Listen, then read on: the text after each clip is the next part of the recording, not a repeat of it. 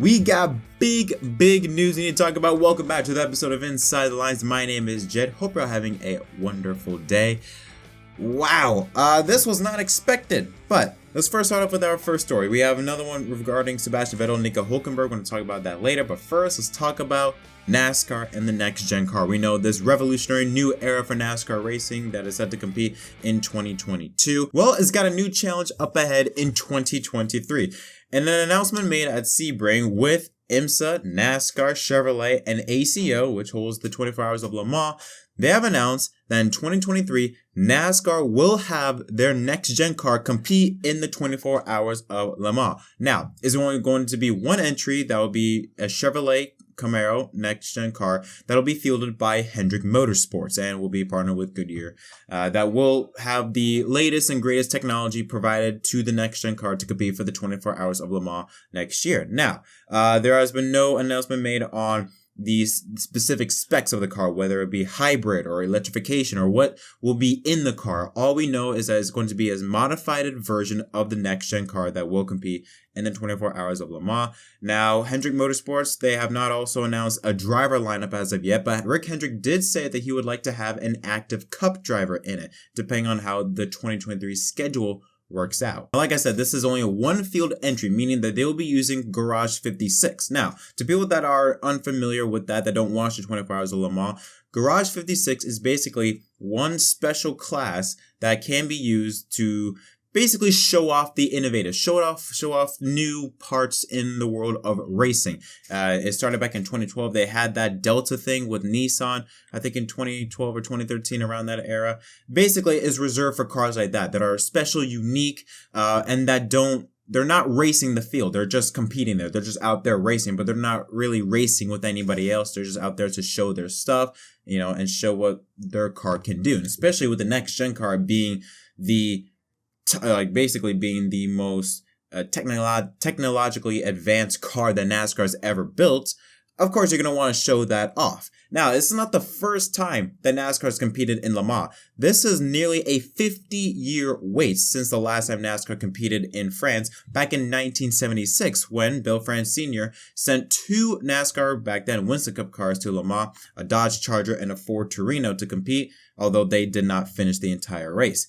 This time, though, Rick Hendrick has said that they're going to go out there to, run as hard as they can, run as fast as they can, and to compete and really show the true limits of the next-gen car. Now, of course, when NASCAR competing at an endurance race also brings up talks about the future of NASCAR maybe potentially competing in other endurance races. John Doonan, who is the president of IMSA, he did not rule out, stating that NASCAR racing at Rolex, or at least I should say the next-gen car racing at the Rolex 24. He didn't rule it out. Didn't say it was a possibility. He just said, we'll see, simply. So, again, not ruling it out of the question, but keep that in mind.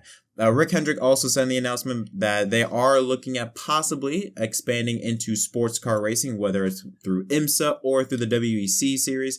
We don't know the specifics of it yet, but he has said it's a possibility that they could expand into that style of racing. My thoughts on this, I love it. I understand there's some people that were frustrated a little bit that, why didn't they have like the Ford Mustang, the Chevy Camaro, and the Toyota Camry to really show off all three cars of the next-gen car.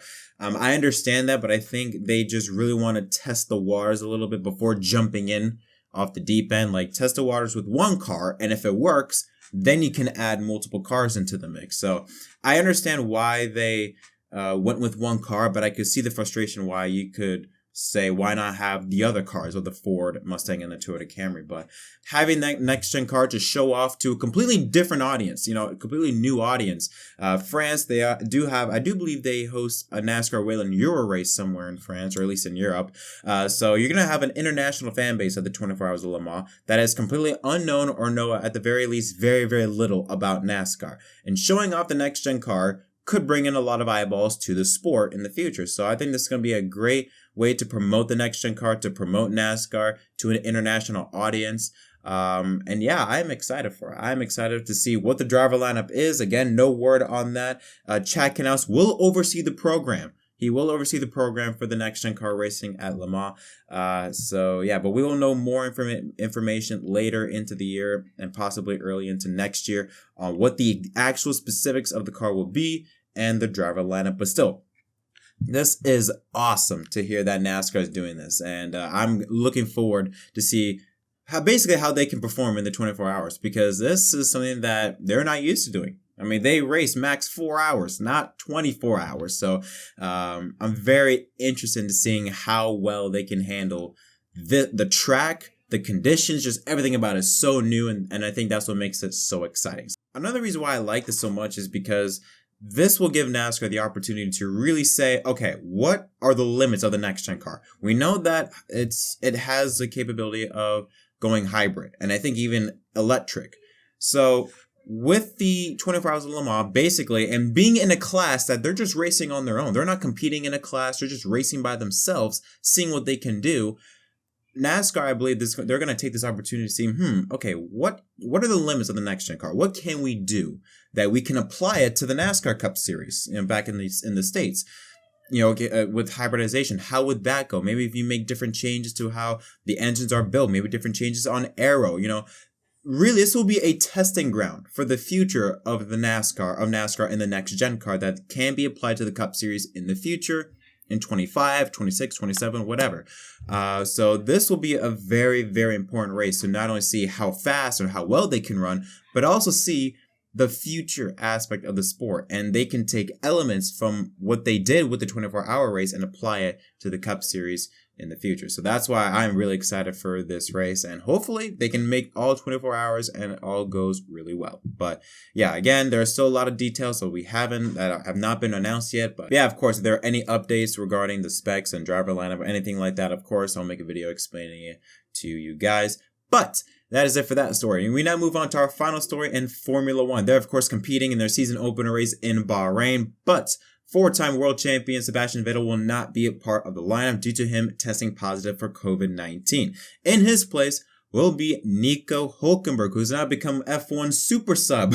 He will replace Vettel at least for this weekend in Bahrain. Now, Hulkenberg in his 2 races competing for what was Racing Point, now is Aston Martin, last year, I believe, in the 70th anniversary Grand Prix and in the Eiffel Grand Prix, I believe it was. He had incredible runs in those 2 races, filling in for both Perez and Lance Stroll.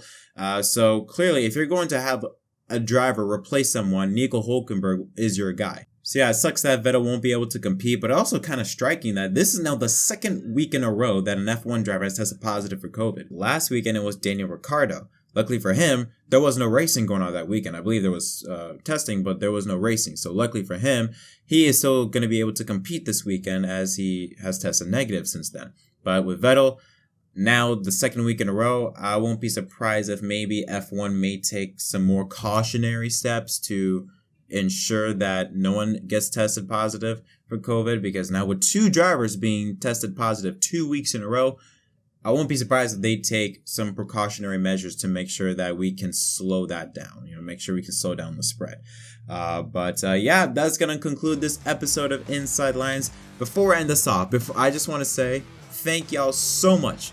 Earlier this morning, I woke up to us reaching 6,000 subscribers on YouTube. Thank you so much for all the support you all have been showing me the last few weeks. I've had more fun making videos this year, at least the past 2 months, than I've had all of last year. So thank you so much for that y'all are enjoying the content. I'm happy that you guys are liking it, and I will keep grinding for you guys every single week. And yeah, thank y'all so much again for all your support. But that is it. Thank y'all so much for watching once again. Don't forget to leave a like and subscribe for more content. But until next time, my name is Jett from MDK, and I'll see y'all next time.